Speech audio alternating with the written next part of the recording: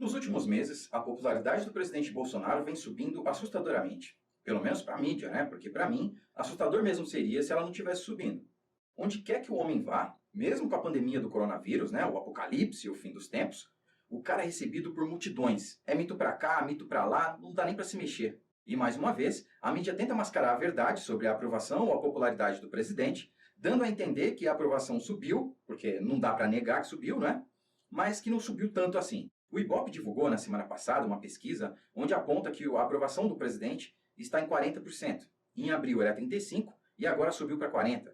Bom, vamos lá. Eu venho acompanhando nos últimos meses a mídia diariamente atacando o presidente por todo e qualquer motivo. Mas eu tenho percebido que a mídia e a esquerda também têm tentado emplacar uma narrativa de que a aprovação do presidente, a popularidade dele, tem subido por conta do auxílio emergencial. Muita gente perdeu o emprego, uma outra parcela da sociedade já estava desempregada e nós estamos num cenário onde milhões de pessoas estão sobrevivendo, estão se mantendo com a ajuda desse auxílio. Então eles querem a qualquer custo convencer você de que a popularidade do presidente só está aumentando por conta disso. Em outras palavras, o que eles estão dizendo é: olha pessoal, o governo está aproveitando da situação, da pandemia, do fim dos tempos, do apocalipse, para pagar o auxílio emergencial e assim ganhar o apoio dos mais pobres. É isso que eles querem emplacar.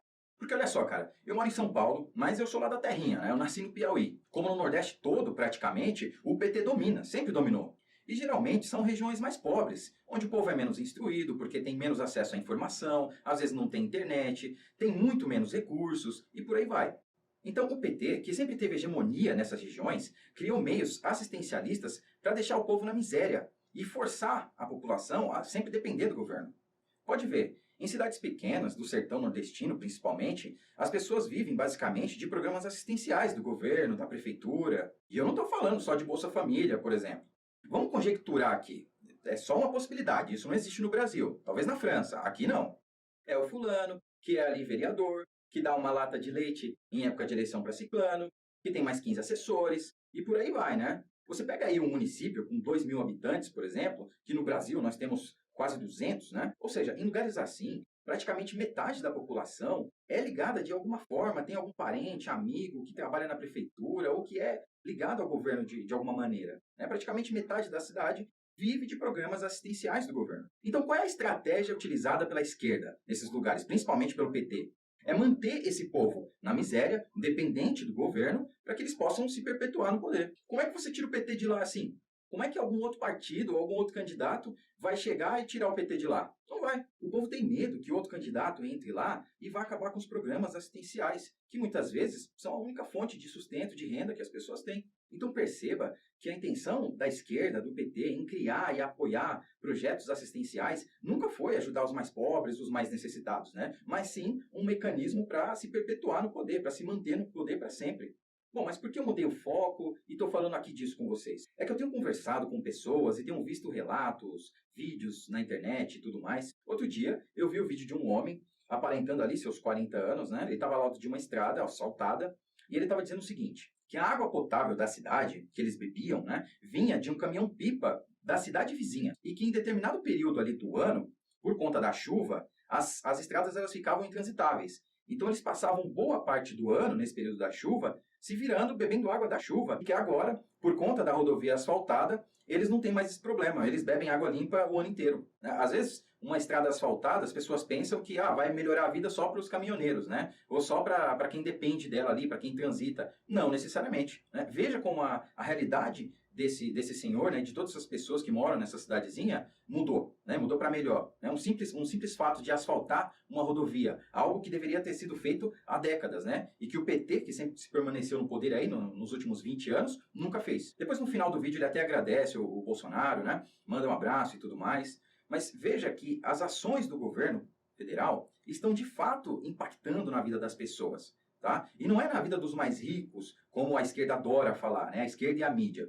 É na vida dos mais pobres. Então as pessoas estão percebendo isso aí. Olha o exemplo que eu te dei. Quando é que você viu as pessoas espontaneamente gravando vídeo e mandando para todo lugar do Brasil sobre fatos que o governo está fazendo e como isso está impactando na vida delas? Você não via isso aí em governos anteriores, né? A não ser aqueles militantes pagos pelo PT. Isso aí eu vi bastante. Veja, esse cara representa a maioria das pessoas que vivem em situação difícil, né, que vivem no extremo do país, que vivem principalmente no Nordeste, no Norte, em situações difíceis, sem saneamento básico, com recursos limitados e tudo mais, e que está vendo, está começando a enxergar, está começando a se libertar das garras do PT.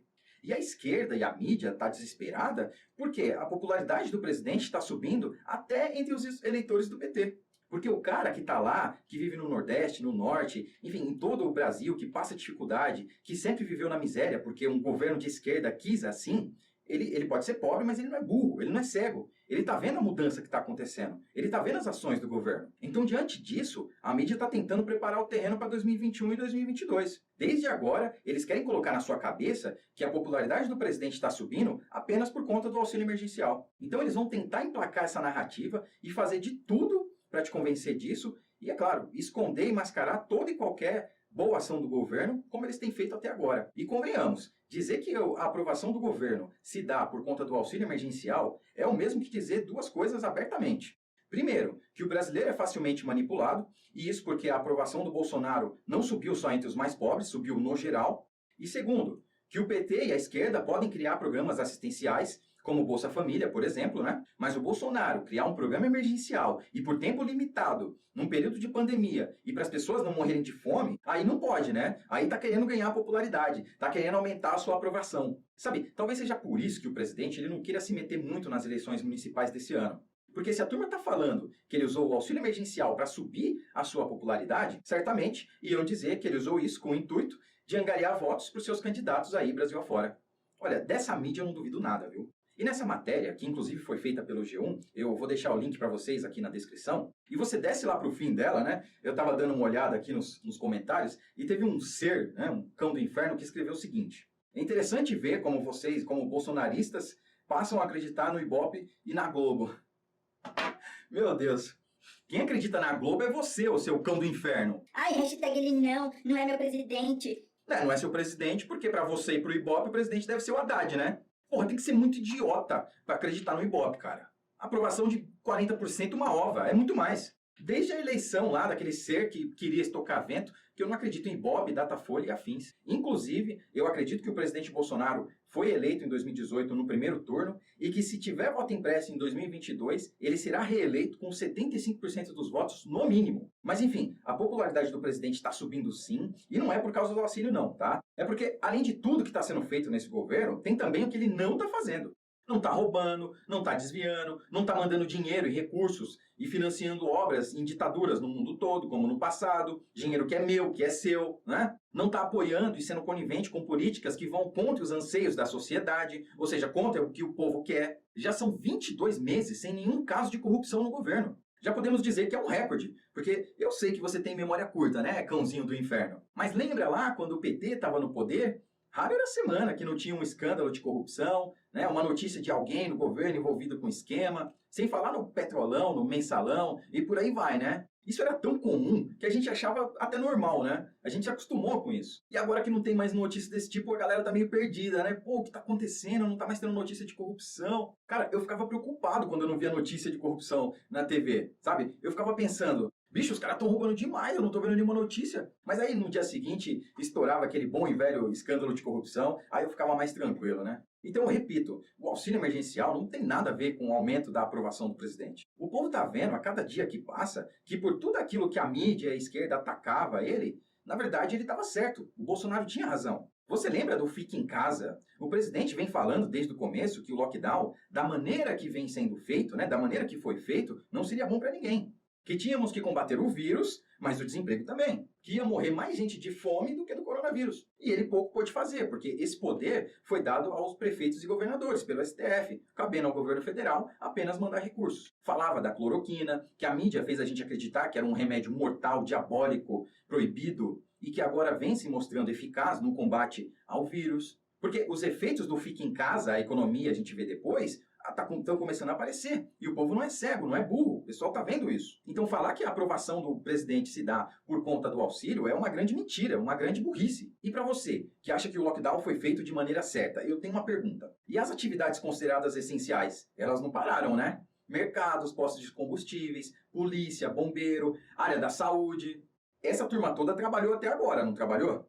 Inclusive, eu me incluo em uma dessas atividades. E eu tô aqui vivo, ó. Sobrevivi ao vírus, ao apocalipse, ao fim dos tempos, à pandemia, né? Já tenho uma história para contar para os meus netos. Nem filho eu tenho, né? Mas tudo bem. Você por acaso ouviu falar de mortes em massa de qualquer uma dessas classes e atividades que eu falei? Provavelmente não, né? Porque todas essas classes, essas atividades essenciais, elas funcionaram com algumas restrições, com alguns cuidados. Álcool em gel, máscara, distanciamento, etc.